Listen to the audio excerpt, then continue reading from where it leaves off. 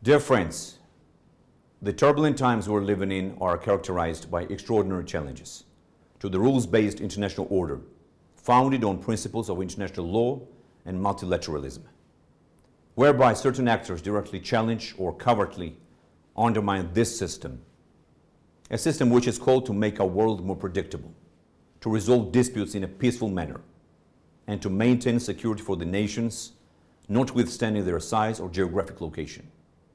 As such, we are witnessing an ongoing systemic and value competition, marked by the growing attacks of authoritarianism on democracy. Variations of hybrid warfare have become especially pertinent markers of the mentioned competition, and democracies find themselves on the receiving end, oftentimes vulnerable and exposed. It requires awareness, unity, and coherent, thought-through and creative approaches to push back and defend against these new challenges.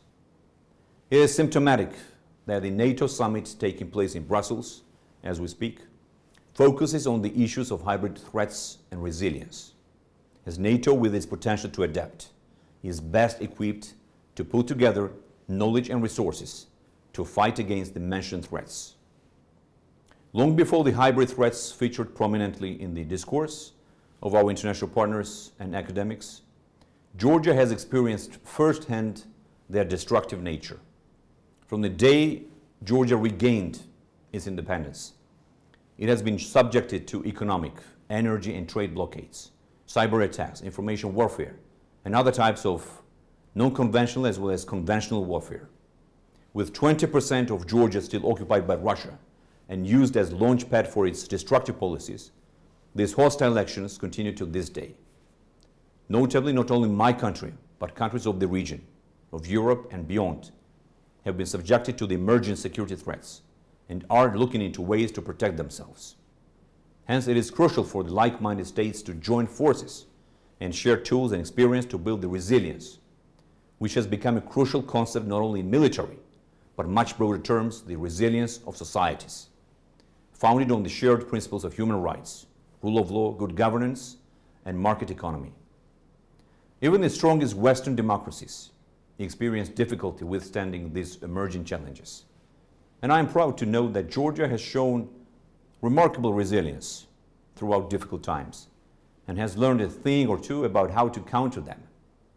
Strengthening Georgia's democratic institutions, boosting economic development, and pursuing modernization are some of the important endeavors that we pursue to be more resilient in the face of the external threats.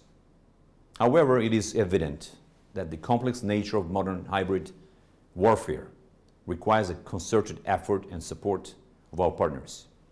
In that context, it is important that NATO Summit 2021 focuses on the NATO 2030 agenda, which will become a basis for the new strategic concept of the alliance. Issues such as modernizing capabilities, reinforcing collective defense through increased readiness, developing alliance-wide resilience objectives, as well as supporting resilience of partners are identified as key issues in the NATO 2030 document. We also welcome that reinvigoration of the NATO open-door policy is one of the key recommendations produced by the document and hope for the effective continuation of the policy in the years to come. For years, NATO has been actively investing and engaged in the resilience-building efforts in Georgia. We are committed to further deepening cooperation with NATO in this direction. For aspirant Georgia, this agenda is all the more pertinent as we prepare ourselves for the membership in the alliance. Because the more resilient each like-minded partner and each member is, the stronger NATO is. And this is the only way to prevail in the battle of systems of values for freedom and peace-loving nations. Thank you for your attention and wish you all a very productive discussion.